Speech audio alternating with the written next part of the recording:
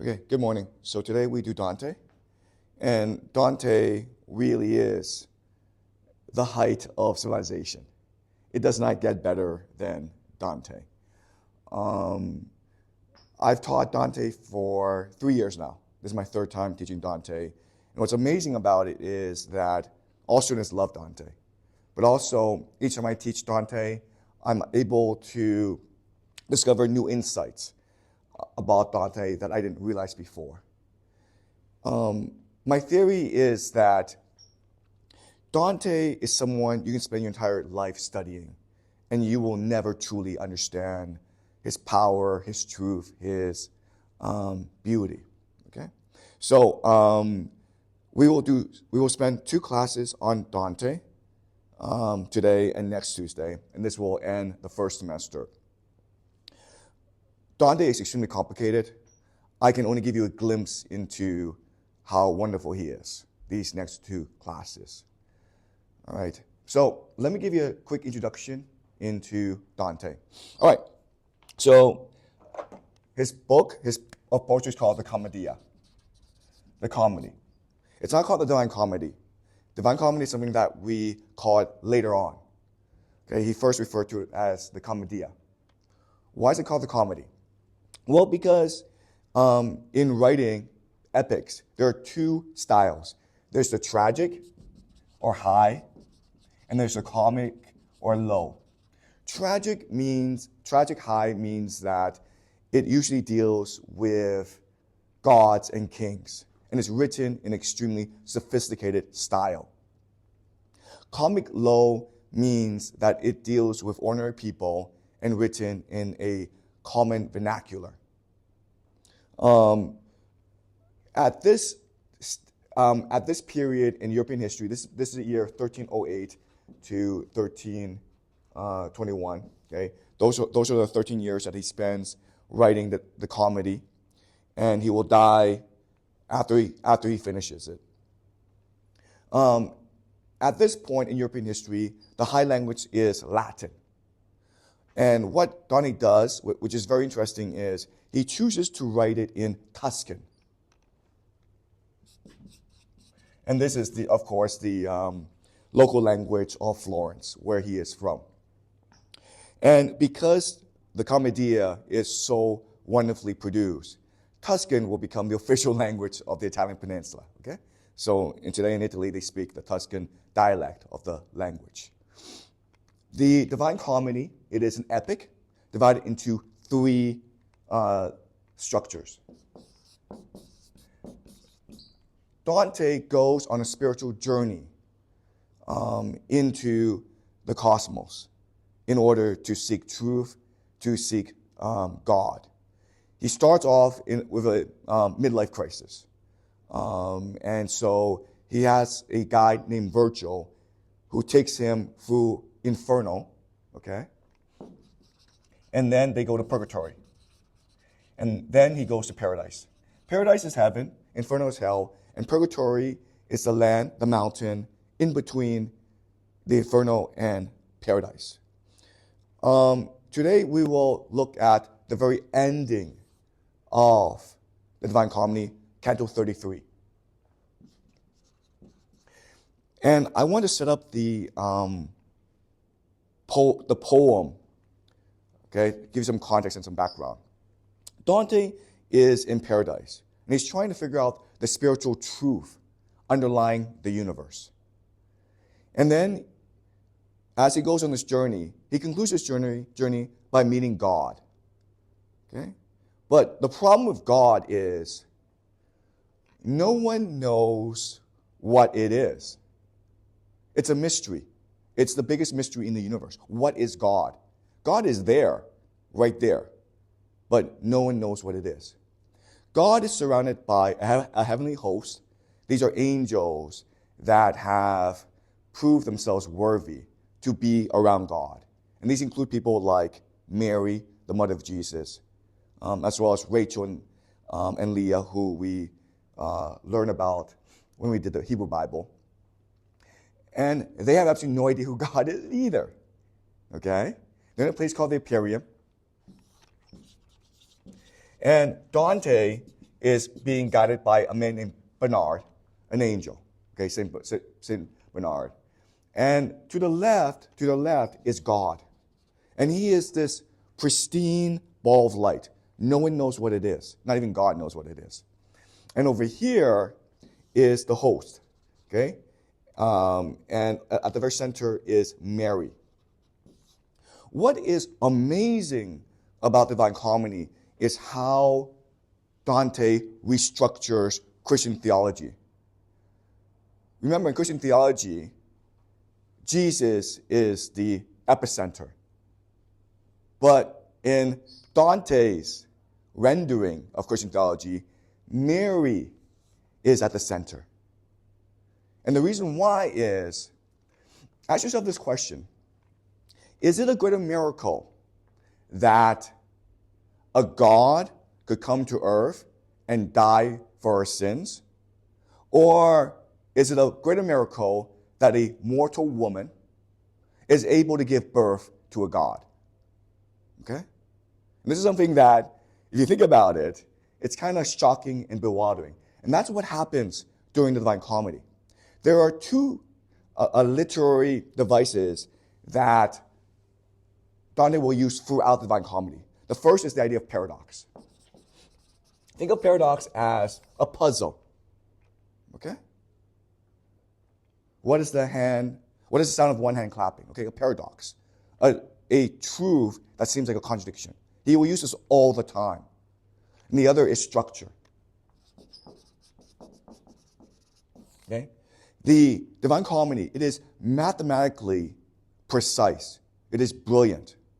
It is 100 cantos, and there's so much mathematics within the Divine Comedy. So, to use a metaphor, you can see Divine Comedy as almost as an intellectual jigsaw puzzle. The human mind does not like contradictions.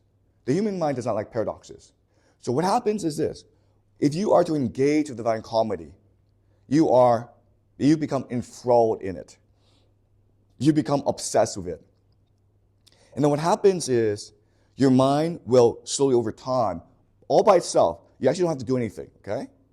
Your mind will start to unravel these paradoxes and create a new truth of the universe.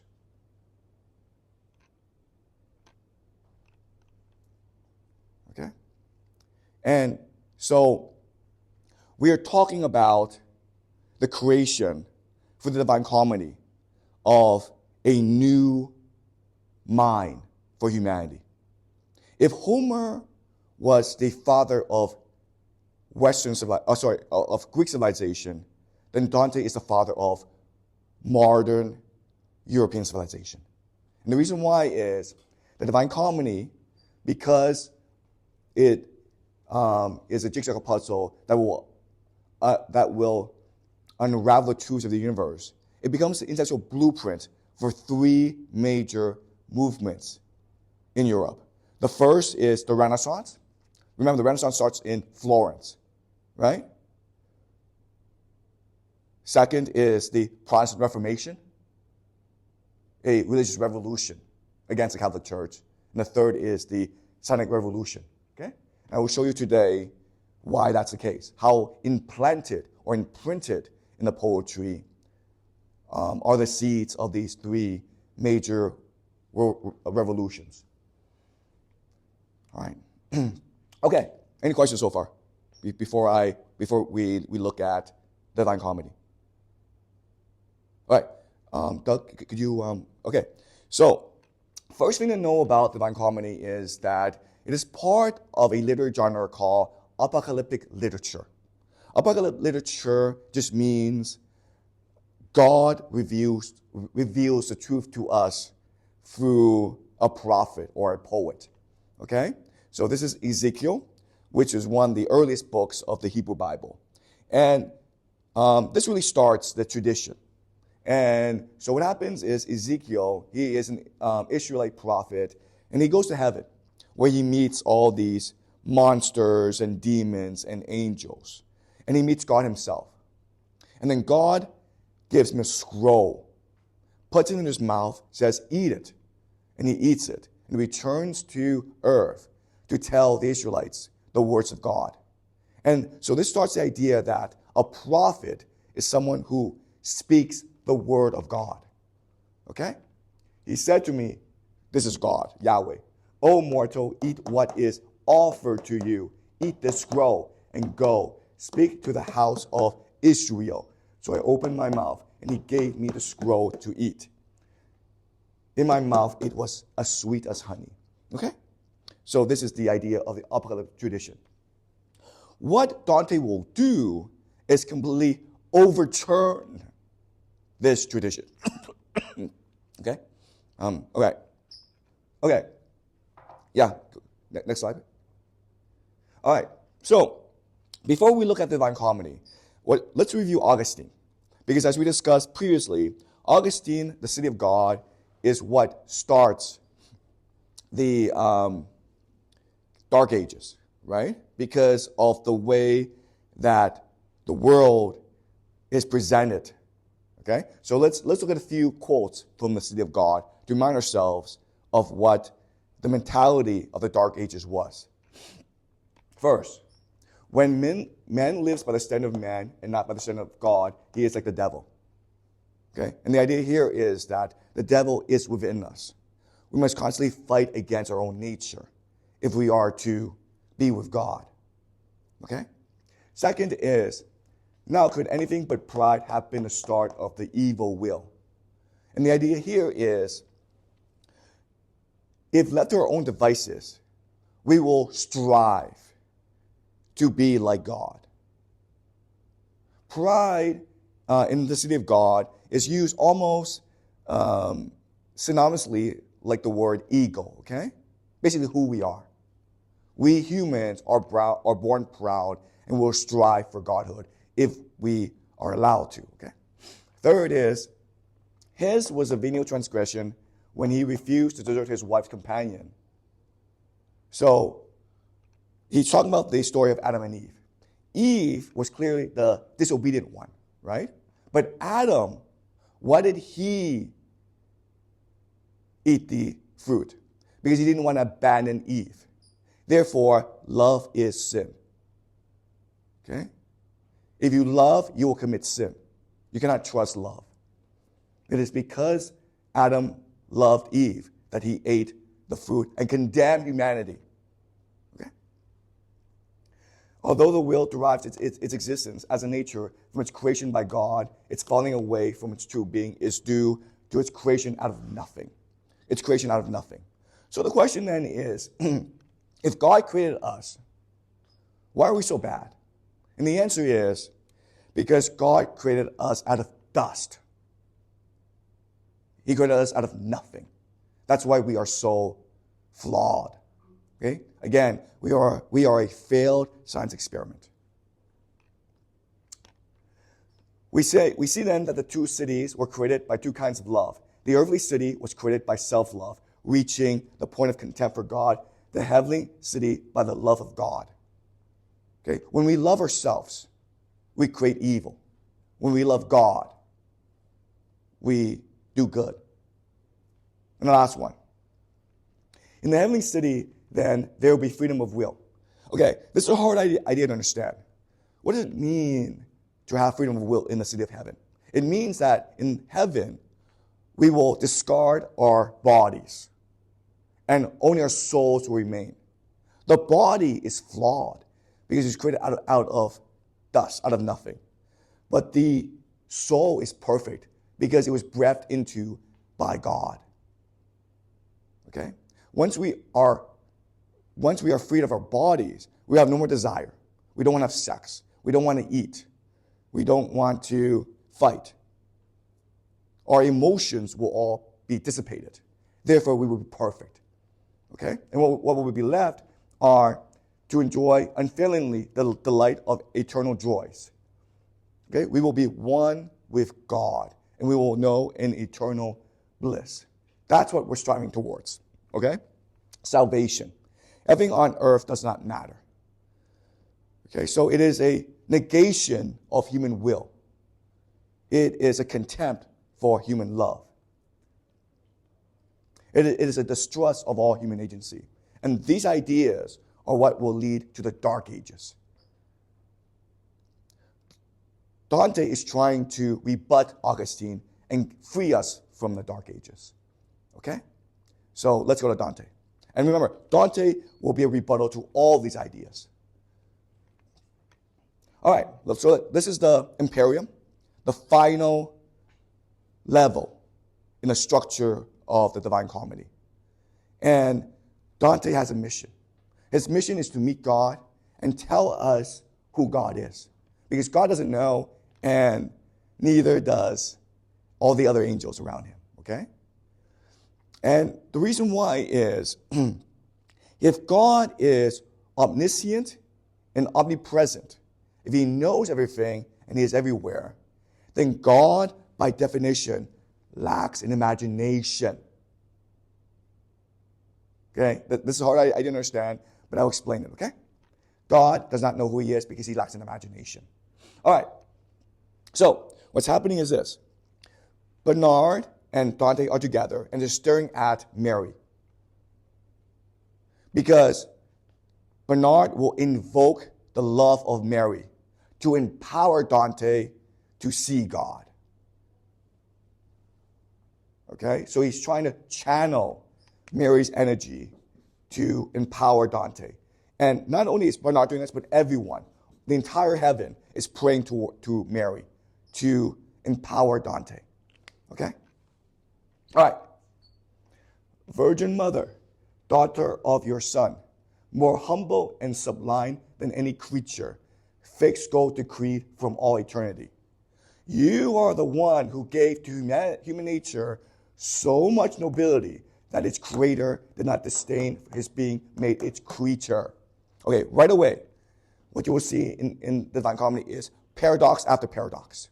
Virgin Mother is a paradox, right? A mother who gives birth without having sex. Daughter of your Son is a paradox.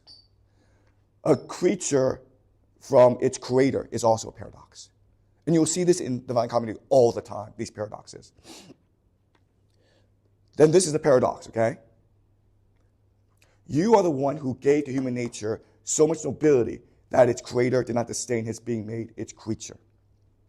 If we agree with Augustine and say and believe that everyone is born in sin, and we are incapable of redeeming ourselves from our sin, then how to explain Mary, right?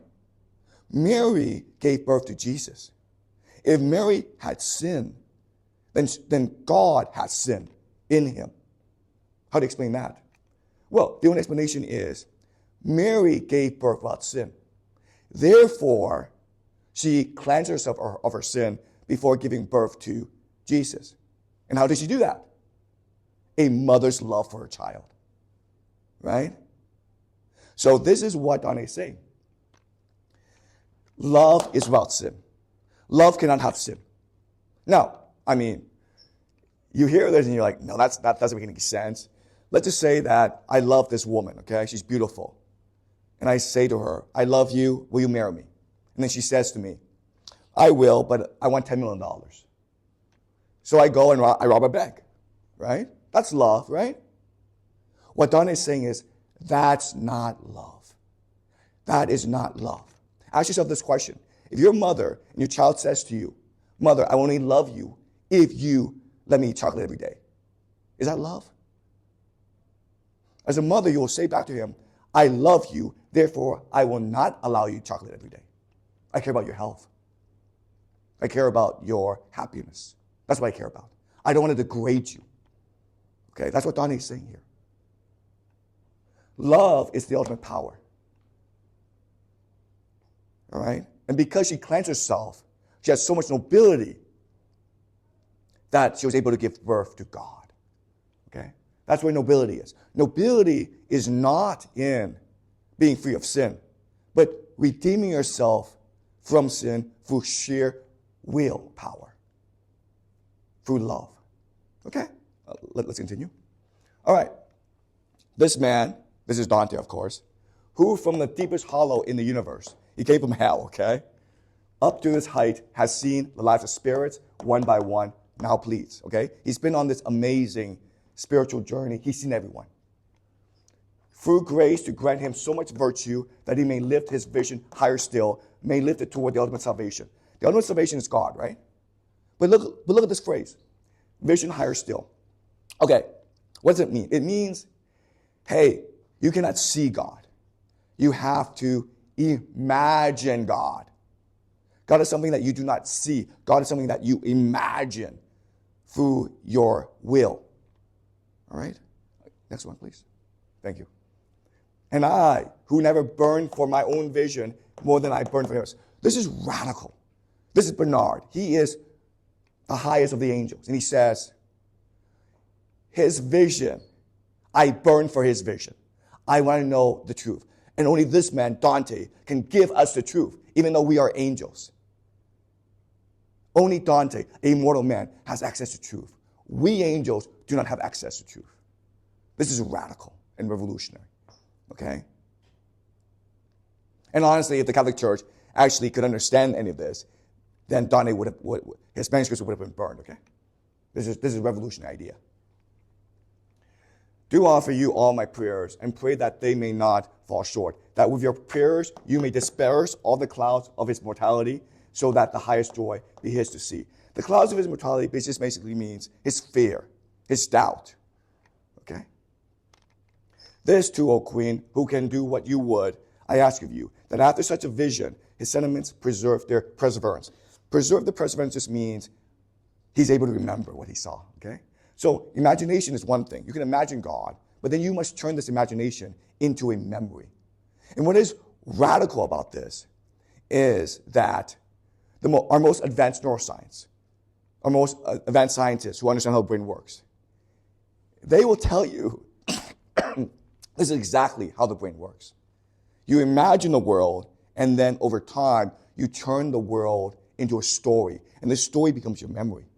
Okay? So 800 years before, Dante knew our neuroscience, how our brain actually works. Next slide, please. Thank you.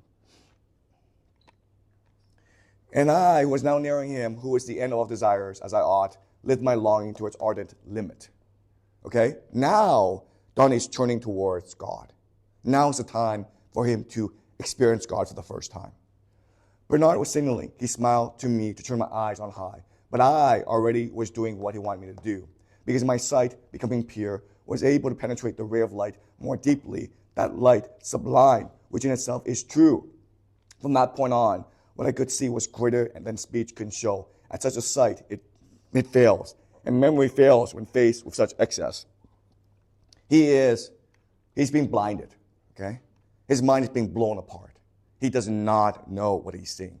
It is so vast. It is so beautiful. It is so powerful that he's being blinded, okay? Okay, next slide, please. In this profound ending, I saw and gathered and bound my love into one single volume. What in the universe seems separate, scattered, substances, accidents, and dispositions as it conjoin in such a way that what I tell is only rudimentary. What he's seeing is this. He's seeing God as the universe before the Big Bang. When the universe was this pool of substances that was chaotic, okay? And then the Big Bang released all of it into the universe, creating our universe. Dante is experiencing God as the universe before the Big Bang. And he's seeing how everything is connected. But he's immortal. He cannot connect all the pieces. He does not know what he's seeing. He just knows what he's seeing is so vast and interconnected. Okay? All right. Any questions so far?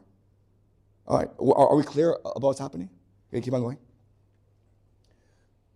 So was my mind, completely rapt, intent, steadfast, and motionless, gazing, and it grew ever more enkindled as it watched. Okay? So he's meditating. He's trained all his life for this one moment, and he's trying his best. Whoever sees that light is soon made such that it would be impossible for him to see that light aside for other sight. Because the good, the object of the will, is fully gathered in that light. Outside that light, what there is perfect is defective.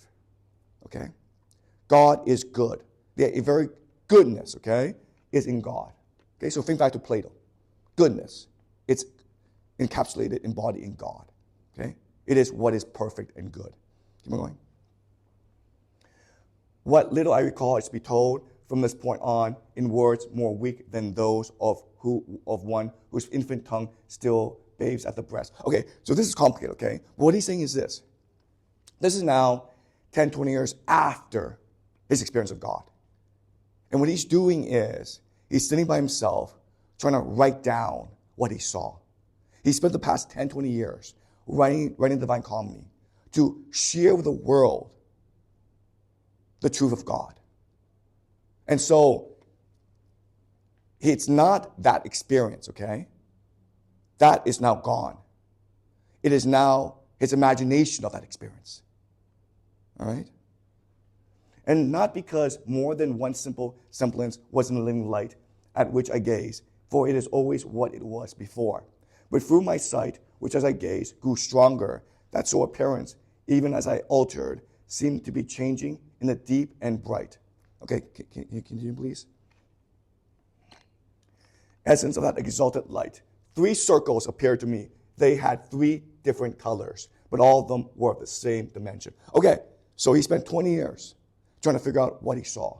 And now he's able to slowly put the jigsaw puzzle together. And what he sees are 3 circles. And this, of course, is the Holy Trinity. So he's figured it out, okay? He's figured that the very essence of the universe, the very foundation of the universe is the Holy Trinity, okay? One circle seemed reflected by the second, as rainbow is by rainbow, and the third seemed fire breathed equally by those 2 circles. Separate but equal, okay? These are separate, but they're the same, the Holy Trinity. How incomplete is speech, how weak when set against my thought. And this, to what I saw, is such, to call it little is too much. Okay, he's figured it out. Next one, please. But he keeps on looking. And what does he see? Eternal light, you only dwell within yourself, and only you know you. Self-knowing, self-known, you love and smile upon yourself. That circle, which begotten soul, appeared in you as light reflected.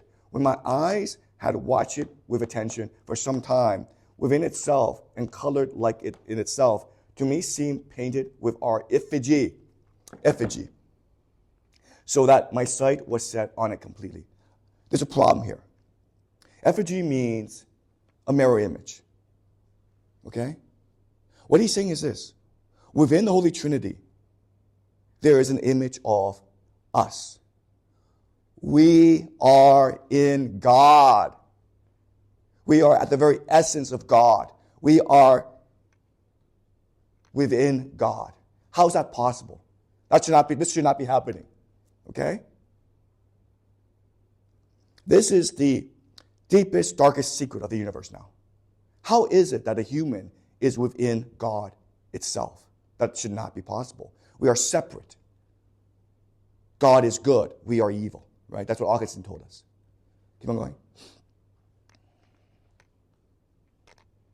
As the geometer intently seeks to square the circle, if you want to know where the phrase square the circle comes from, it comes from this, okay? But he cannot reach through thought on thought the principle he needs. So it's a paradox. He can't figure it out. This is the ultimate paradox. He cannot figure out what's going on. So I searched that strange sight. I wish to see the way in which our human effigy stood the circle and found place in it. How is it we are in God? What is going on here? And my own wings were far too weak for that.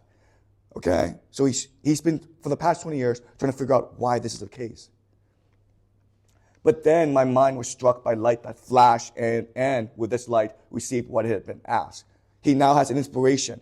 He now can imagine what God is. He now knows the answer. He knows the answer. He's figured out the universe. He's figured it out. Okay, and this is it.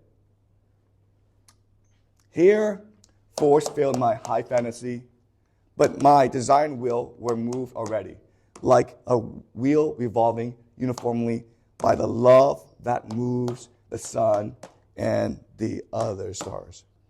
Uh-oh. This is the ending, guys. He doesn't tell us anything. He doesn't tell us what he saw. Okay. We spent, years reaching this point. And Dante has figured it out. And he's not going to tell us. Why won't he tell us? Because it's a jigsaw puzzle, right? Because it's something that you have to figure out for yourself. This thing only works if you spend the time putting the pieces together.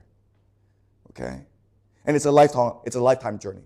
Dante has spent 20 years doing this, okay? So I encourage you all to go on this journey. But you know what? This journey is way too long. So I'll give you my version of the jigsaw puzzle answer today, okay? It may not be the best answer. It may not even be the right answer. But it is an answer, okay, to what Dante is saying. Remember, this is a mystery. This is a paradox. This is a puzzle. It's something that you will have to unravel for yourself. But I will tell you my understanding, all right? Okay, so let's go back to the beginning of Paradise. And this is when Dante is with Beatrice. Who is Beatrice? Beatrice is someone that Dante has loved all his life. They met when they were 10 years old. Their families were friends. But unfortunately, Beatrice came from a very wealthy, high-status family. And Dante was wealthy, but not as wealthy as Beatrice's family. So Beatrice was betrothed to someone of her social status. And she died when she was 24, giving birth. Okay? Dante never forgot about her. She wrote poetry after poetry, reminiscing about her, celebrating her. He wrote Divine Comedy for her.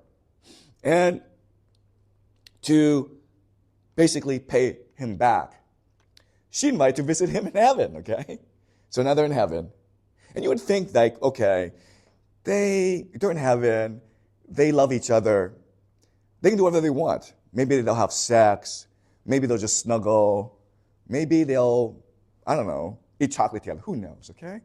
But what they do is they start asking themselves questions about the universe. They're in heaven, and they want to know about the secrets of the universe. How do the stars work? How does the moon work, okay? So this is what Beatrice says to Dante. Direct your mind to God in gratefulness, she said, Beatrice. He has brought us to the first star, which is the moon, okay? In this cosmology, the first star is the moon. I answered, with the most devotion I can summon, I thank him who has brought me far from the mortal world. But now tell me, okay? The first thing he does is, hey, I want to ask you a question. What are the dark marks on this planet's body? Okay? Where are the dark marks on the moon? Next slide, please. Okay. So they talk, and Beatrice says, your mortal mind can't possibly comprehend the truth, but try. Tell me what you think causes the dark spots on the moon. And Dante answers, what seems to us diverse up here is caused, I think, by matter dense and rare. Okay? What does he mean by this? Let me explain. What he's saying is this. The moon has parts that are dense and rare. Dense just means there's lots of rocks, okay? Rare means like there's an opening. So light will pass through what is rare, what is hollow, and so it becomes dark. But light will hit dense parts like mountains, and it'll be reflected back. Okay? And that's why there are dark spots on the moon. And this is the generally accepted theory. But Beatrice says, no, you're wrong. Okay? You're absolutely wrong. There are two possible explanations for this.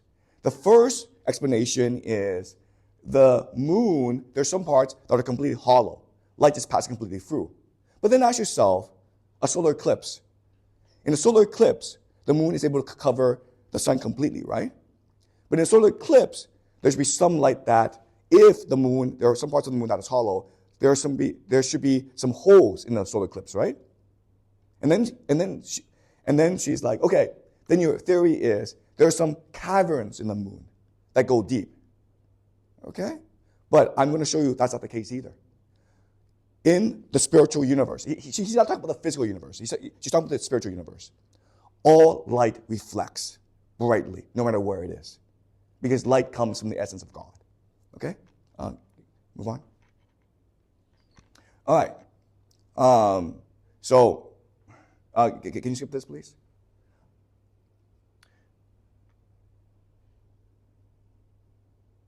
Okay, you can skip this as well, actually. All right, so then she just says this, okay, you don't believe me, so here's what you're going to do. We will do an experiment. Guys, they're in heaven, and they're doing an experiment. Why? Because Dante doesn't believe her. Dante thinks she's full of crap, okay? So she say, let's do an experiment, right? This is scientific revolution. If you don't believe someone, do an experiment, all right? It's okay to doubt. Doubt is heavenly. It's divine. Yet an experiment were you to try it could free you from your cavil. The cavil is all light reflects just as brightly as anywhere, okay? And the source of your art's course springs from experiment. Taking 3 mirrors, okay? This is the experiment. And you guys can actually do this at home as well.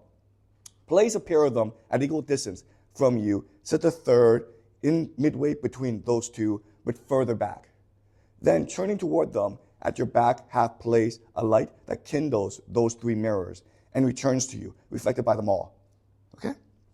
Although the image in the farthest glass will be of lesser size, there you will see that it must match the brightness of the rest. All right, so here's the experiment, okay? All right, there's a candle. There's a candle, and there's 3 mirrors. The third is the farthest, okay? And you're holding the candle. Within the 3 candles are these images of you holding the candle. Now, in the third mirror, you'll be smaller. What Beatrice is saying is the candle will just be as bright. Is that true physically? It is true physically, okay? You can actually do this at home. Now, what's really fun about this experiment is you can keep on going. This is the first layer, right? Let's do another layer, okay? Let's do another layer. 5 mirrors, all back, okay? Are they still as bright, the candle? The answer is yes. How about a third layer?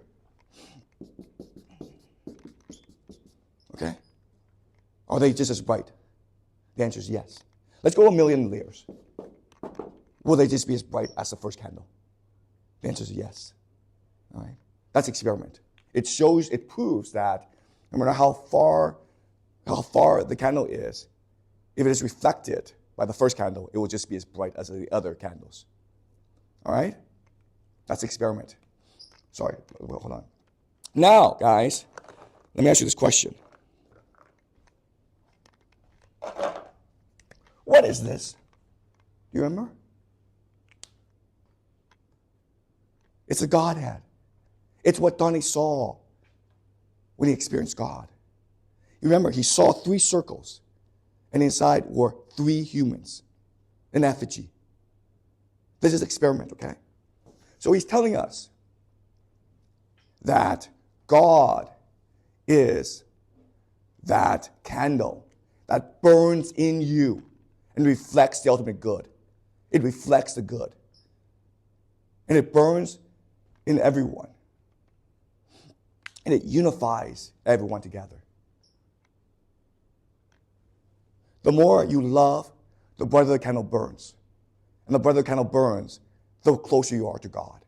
When you love, you experience God. That is why you are without sin when you love. Okay? This is the Godhead.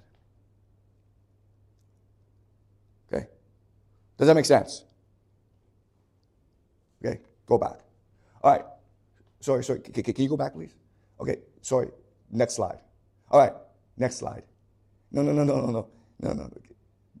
Forward. Yes, okay. This is the ending of the Divine Comedy. All right, let's read it again. Now that we have this information. Here force failed my high fantasy, but my desire and will were moved already, like a wheel revolving uniformly by the love that moves the sun and the other stars. He tells us here, God is love, love is God. Love is the universe, is the force that binds everything together. It is the unifying force of the universe. It is the force that makes things move brightly. Okay? The problem is, before, we could only see, but now, we can now imagine. Okay? God is something you cannot see. God is something that you must imagine.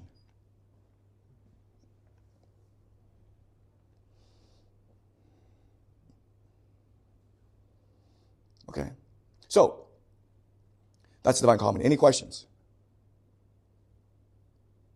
about this so far?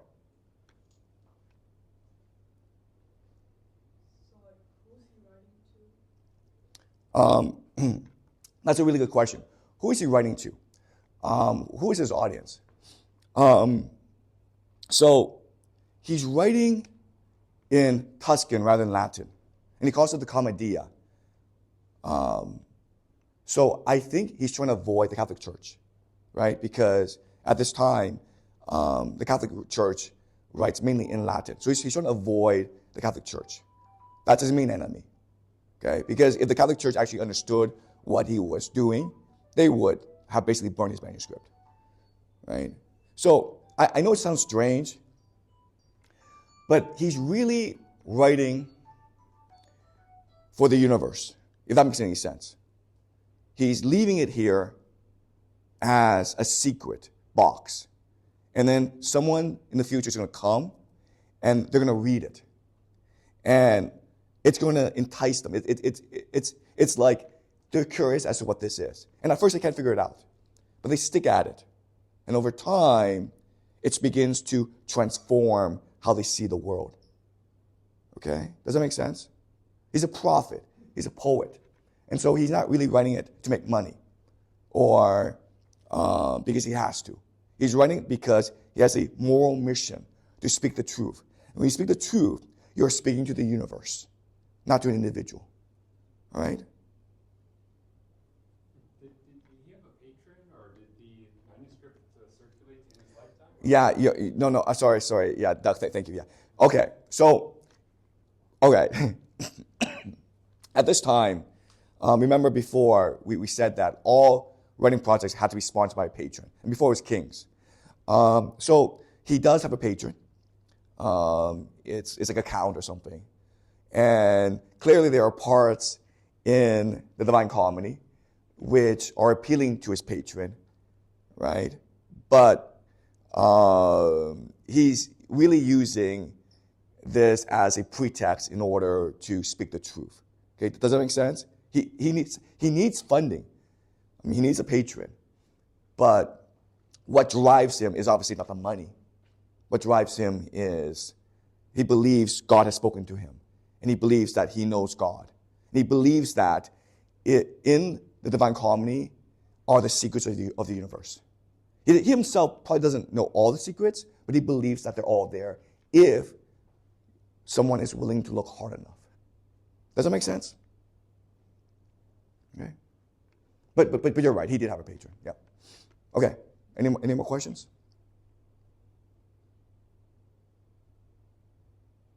Okay. Maybe just a small one with I really like the translation here. Oh yeah. Yeah. Accessible. Yes. Who's the translator? Okay. So there have been multiple translations of the Divine Comedy. This man is named Alan Mendenbaum, and he's the one I prefer the most, just because he's the most relatable. He's the most accessible. I mean, there are these translations by Longfellow, which is beautiful, but it's really complicated. I think Ezra Pound has also done a translation, and then there are translations which are rhyme. Okay, so there are different translations.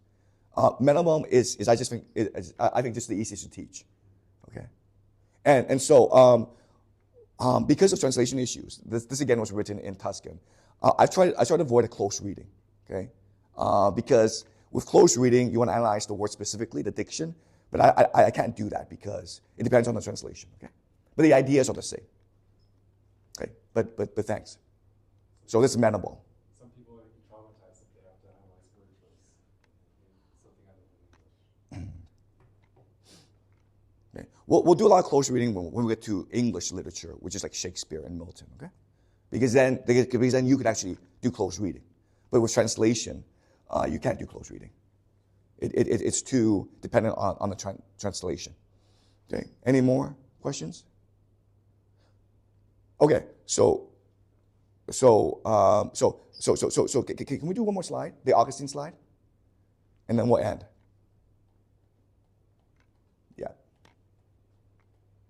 Okay, yeah. So let's go to Augustine, okay? Augustine says here, man lives by the standard of man, not by the standard of God. He is like the devil, okay? Guys, we are in God because God is in us. God is the candle, the love that burns in us. If we love, the candle burns brighter, and it brings us closer to God, okay? This is how we know we're doing good. Because we know, okay? Our hearts will know. Your faces will know. People will know. Everyone knows what good is. Pride will be the start of the evil will. No, pride is who we are. We all strive to be better. His was a venial transgression when he refused to desert his wife's companion. Love is sin. Love is without sin. Love is the greatest force in the universe because it is God. We're created out of nothing. No, we're created out of God, okay? God is in us. God is with us. The heavenly city was created by self-love. The love of God was created by contempt of self. All right, so this is a really important idea. But the idea is this. Love only exists between humans. It does not exist outside of humans. You cannot love money.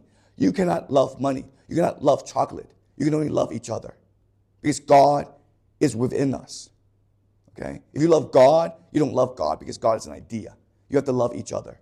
You have to love Beatrice. You have to love your mother. You have to love your son. Okay?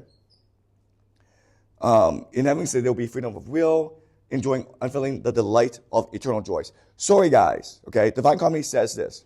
There is no end to the universe. At no point will we know everything.